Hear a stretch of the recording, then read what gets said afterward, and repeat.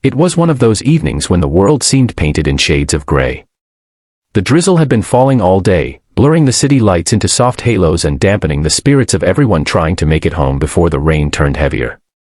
I had stayed late at work again, caught between deadlines and decisions that didn't seem to end, and by the time I finally stepped out of the building, the streets had thinned to a few hurried figures moving under umbrellas. I didn't have one.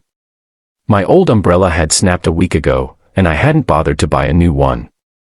So I walked, pulling my coat tighter, feeling the chill sink into my skin. It had been that kind of month, small things breaking, small frustrations piling up, each one insignificant on its own, but together they weighed on me like stones in a pocket. I was halfway to the bus stop when I saw him. An elderly man stood by the corner, hunched over slightly, clutching a worn cane with one hand and a paper bag in the other. His coat looked thin, his shoes soaked through. Cars splashed water near his feet, but he didn't move. There was a lost look in his eyes, like he wasn't sure where he was going or how to get there. For a moment, I hesitated. I was cold, tired, and already late. The bus would be there in 5 minutes, and if I missed it, the next one wouldn't come for another half hour. The logical thing to do was to keep walking. But something about the man made me stop. Maybe it was the way his fingers trembled around the cane, or the way the rain ran down his face, making it hard to tell if it was water or tears. I approached slowly. "Excuse me," I said, raising my voice a little over the rain. "Are you okay? Do you need help?" He turned his head, his eyes cloudy but kind.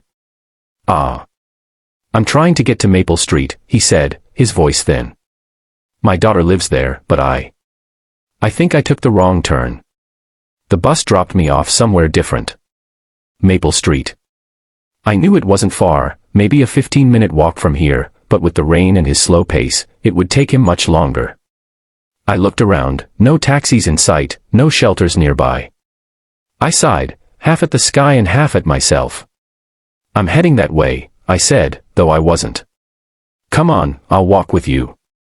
He smiled faintly, relief softening the lines on his face. "That's very kind of you," he said, adjusting his grip on the cane. So we walked together. The rain came down harder, soaking us both, but the old man didn't seem to mind. He walked carefully, step by step, his cane tapping lightly on the wet pavement. I held my coat over his head as best I could, though it wasn't much protection. "What's your name?" I asked, trying to distract him, and maybe myself, from the cold. "Edward," he said. "Most people just call me Ed." "And you?" "Liam," I replied. He nodded. "Good name. Strong name." There was a pause, then he chuckled softly. "You remind me of my grandson. He's about your age, I think. Always in a hurry, always looking at his phone." I smiled, embarrassed. "Sounds familiar." He went on, telling me bits and pieces about his life, how he used to be a carpenter, how he'd built the crib his daughter still had for her own children, how his wife used to hum while making tea on rainy days like this. His words came out slowly, but each one carried warmth. It was as if the more he spoke, the more color returned to the gray evening. When we reached Maple Street, he pointed to a small house with a blue door at the far end. "That's her place," he said. I walked him up the path, making sure he didn't slip on the steps. Before he could knock, the door opened. A woman in her 40s stood there, worry etched across her face. "Dad." "Oh my God, where were you?" "I've been calling you," she exclaimed, rushing forward. He gave a sheepish smile. "Got a little lost. But this young man helped me find my way." She turned to me, eyes softening. "Thank you," she said. "Really, thank you. He sometimes forgets things. We've been trying to get him to carry a phone, but," she shook her head, smiling through her relief. I nodded, feeling awkward but strangely full. "No problem at all. Glad he's safe." Before I could leave, Edward reached into his pocket and pulled out a small wooden carving, a tiny bird, smooth and detailed, clearly made with care. "I made this a long time ago," he said, pressing it into my hand. "For helping an old man in the rain." I wanted to refuse, but the look in his eyes stopped me. So I accepted it, murmured a thank you, and walked back into the rain. That night, I set the carving on my desk. It was just a small thing, but every time I looked at it, I felt something shift quietly inside me, like the world wasn't as indifferent as it sometimes seemed. Weeks passed. The rain gave way to winter, and life rolled on with its usual rhythm. Work, deadlines, meetings, the endless cycle. I often thought about Edward, wondering if he was doing okay. Then one morning, as I was heading to work, I noticed a man sitting on the curb near the bus stop, holding his ankle. His delivery bag was torn, and some food containers had spilled onto the pavement. Everyone walked past him, people were rushing, late, lost in their own worries. For a moment, I almost did the same. Then I felt the small wooden bird in my pocket. I had started carrying it for luck, but now it felt more like a reminder of the night compassion had walked beside me. I stopped. "You all right?" I asked. The man looked up, grimacing. "Twisted my ankle, I think. Can't really walk. And this food, it's supposed to be delivered in 20 minutes.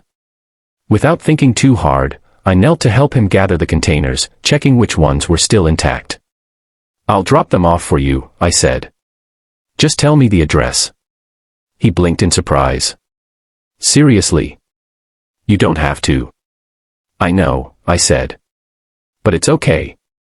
I've got time." It wasn't true, I'd be late for work. But something in his face, the mix of gratitude and disbelief, told me I'd made the right choice. I took the bag, found the address, and delivered the food. The customer, an elderly woman, smiled and thanked me, handing me a small tip meant for the delivery man. When I got back, he was still there, trying to stand. I gave him the money and offered to call a ride for him. "Thank you," he said quietly. "You didn't have to go through all that. Someone once walked with me when I needed it," I said. "Just passing it on." He smiled, wincing a little as he leaned back. "I'll remember that." As I walked away, I realized something simple yet profound. Kindness doesn't just happen once. It echoes. It moves through people, linking strangers in ways unseen. One act, one step taken beside someone, can ripple outward into countless others. A few months later, I saw that same deliveryman again, this time standing by a coffee cart downtown. He waved when he saw me and came over, a wide grin on his face. "Hey. You won't believe this," he said.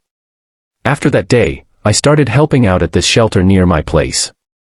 Just small stuff, delivering food, helping with supplies. But last week, one of the volunteers told me they were inspired by something I said about kindness. He laughed.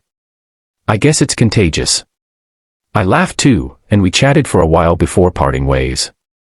As I walked toward work, I found myself thinking of Edward again, the old man with the gentle voice and trembling hands. Maybe he'd never know that his story had stretched this far. But that was the beauty of it. Compassion doesn't need recognition, it just needs to walk beside someone when they need it most. Years later, on another rainy evening, I was walking home from work, still the same streets, though everything seemed quieter now. The drizzle tapped softly on my umbrella this time. I had finally learned to carry one. As I passed the corner where I'd first met Edward, I noticed a young woman struggling to push her car out of a flooded patch of road. The tires spun helplessly, and she looked ready to cry. Without thinking, I folded my umbrella and jogged over. "Need a hand?" I asked. She looked up, relief breaking across her face. "Yes, please. I think it's stuck." Together, we pushed, the cold water splashing around our legs until finally, the car rolled free. She turned to me, soaked and laughing. "Thank you. You didn't even hesitate." I smiled, breathless. "Someone once did the same for me," I said. She smiled back, shaking her head. "Then I'll make sure to do it for someone else." As she drove off, I stood there for a moment, watching the taillights fade through the rain. I slipped my hand into my coat pocket and felt the smooth curve of the tiny wooden bird, still with me after all these years. It struck me then, compassion isn't just a word or an action. It's a companion. It walks beside us through the storms and the quiet streets, reminding us that every small act of care is a thread connecting hearts. Sometimes we're the ones lost in the rain, waiting for a kind stranger to help us find our way. And sometimes, without even realizing it, we become that stranger for someone else. When I finally reached home, I set the umbrella by the door and placed the wooden bird on the windowsill. Outside, the rain kept falling, gentle and steady, like an old friend whispering that the world was still full of warmth, as long as compassion kept walking beside us.